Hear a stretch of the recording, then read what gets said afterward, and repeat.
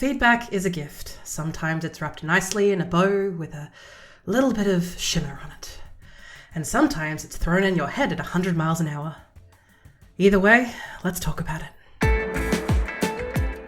Welcome to Geelong Podcasters, your weekly podcast for tips and tricks to grow your audience. We are a group of passionate podcasters located in Geelong and the Bellarine in Victoria, Australia. If you're down our way at the end of the month, why not come to one of our free monthly meetup events? And also, find the booking links and more in the show notes. In this episode, we're going to talk about how to take feedback like a champ and turn even the sharpest, poignant criticism into growthful for you and your podcast. Just in case you're wondering, yes, I am getting over a bit of a sickness. Thank you so much for spending your time with me today. Hopefully it doesn't grate on your ears too much.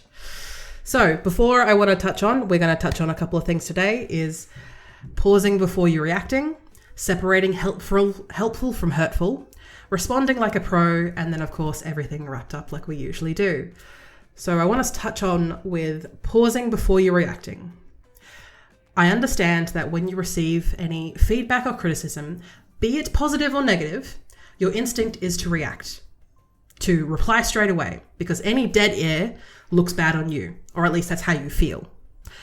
I'm going to caution you against that and take your time to take a breath, take a beat, and if necessary, even take a day.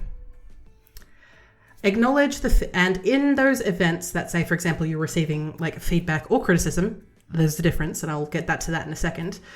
Either way, if you're getting that and you have to respond straight away because maybe they're in front of you in person, or maybe it's on a live stream or a meeting or a Zoom call or something like that where you need to give some sort of feedback or some sort of response straight away, acknowledging the feedback with gratitude and saying something as simple as, "Thank you for sharing your thoughts. I'll consider that." Yes, it's a very political thing to go about doing, but I'm going to tell you now that it is going to save you and your podcast so much face, and it is going to avoid any knee-jerk reactions that you might regret later, or in my case, regret a lot. So before I get into it any further, I want to separate the difference between feedback and criticism. Now, these two things are very easily intertwined because they're heavily related to each other. But the way that I like to separate it, now this isn't the exact definition, but this is my definition, is that feedback is something that you have requested, or it is criticism that is in a structured environment. So say, for example, asking for feedback, be it in a work interview, or in a meeting with a client, or in like some sort of structured situation where the feedback can be written down, processed, and taken action on. Criticism is outside of your control. It's not in a structured environment. It is something that not necessarily is, negative. There is positive criticism does exist, and then it gives you that opportunity to break it down. But that criticism is coming from who knows where. It's not in a structured environment. So what I mean by that is that it can be from anonymous users on the internet, and it can be something as simple as a comment left on a post somewhere, or it can be something written in a article or a blog, or maybe even a newspaper if you manage to get your podcast in there. It's not, yes, it's somewhat structured, but it's not something that you have asked for or sought, or seeked, I should say. But I want you to remember of everything that I've just mentioned is that not all feedback is about you personally, even though it may feel that way. And when us podcasters put our heart and soul into the work that we do and we receive any sort of feedback or criticism, it can feel like it's an impersonal attack against us. But to be able to separate yourself from the work that you do is something that is going to helpfully help you grow as a podcaster and as a professional working in the space. Just a heads up, this podcast is going to be a lot longer than 5 minutes because this is a topic that I'm really passionate about. And I wanted to give you a little bit more of a longer podcast episode before we finish up in the year, because the next two podcasts in our series are going to relate to holiday scheduling and the plans for the Geelong Podcasters in 2025. So if you're listening in the future, that is why this one's going to be a little bit longer. The second point I want to get to today is separating the helpful from the hurtful. So in that time that you've taken to take a breath from the section that we just mentioned. And even if you needed to take a day, it's all no shame.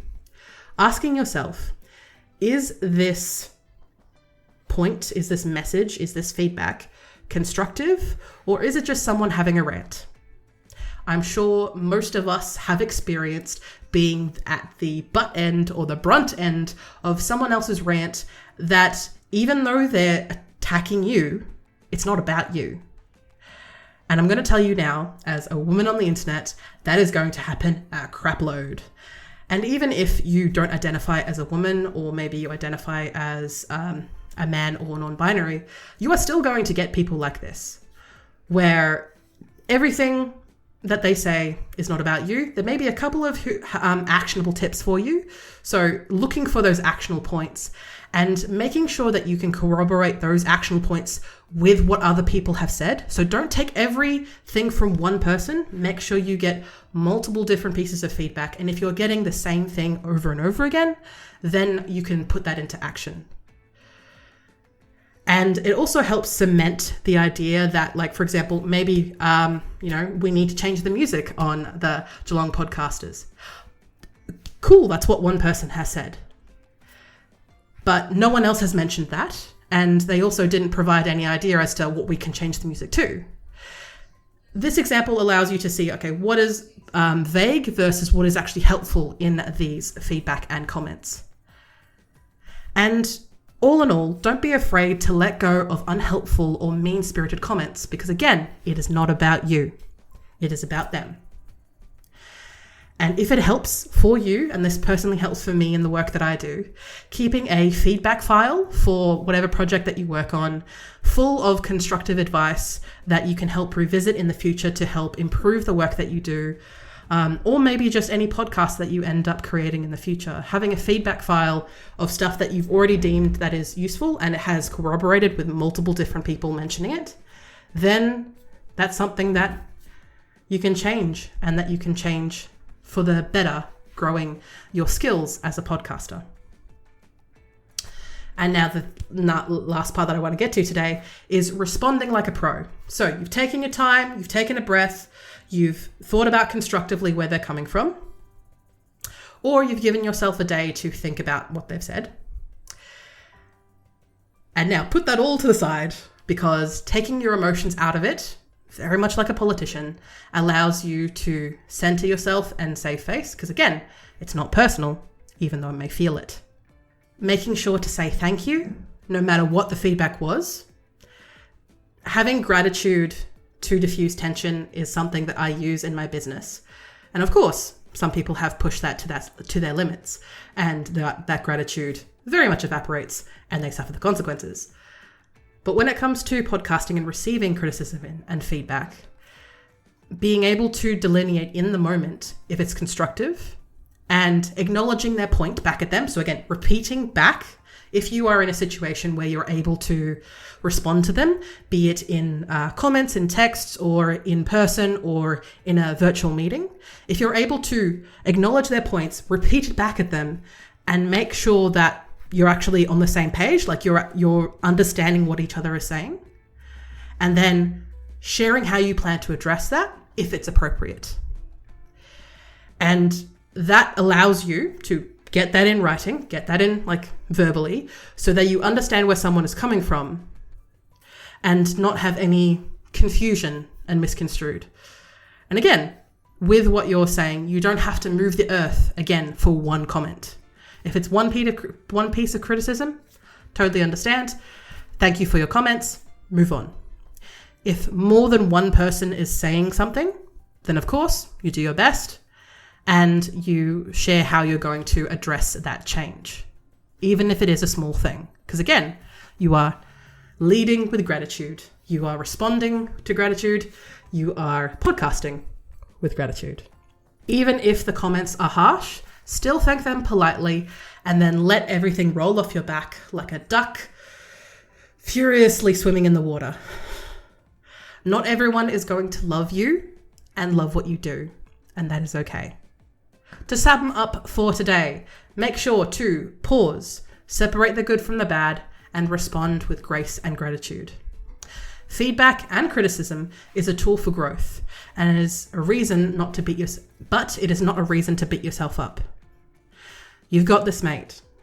Now crush it with your newfound feedback handling superpowers, and hopefully you can join us on the Geelong Podcasters Facebook or LinkedIn groups to get support with other people who have experienced the exact same thing as you. Don't worry, that's what the community is for. Look forward to seeing you on the groups, and we'll see you for the next episode. This podcast is sponsored by me, Zoe, the Video Confidence Coach, connecting the dots of your personal brand with the power of video. See more in the show notes. Speaking of show notes, see all the show notes, including links, upcoming events, and details for this episode and many more in the episode description, or just go to vcc.training/Geelong-podcasters. Make sure you tune in for next week.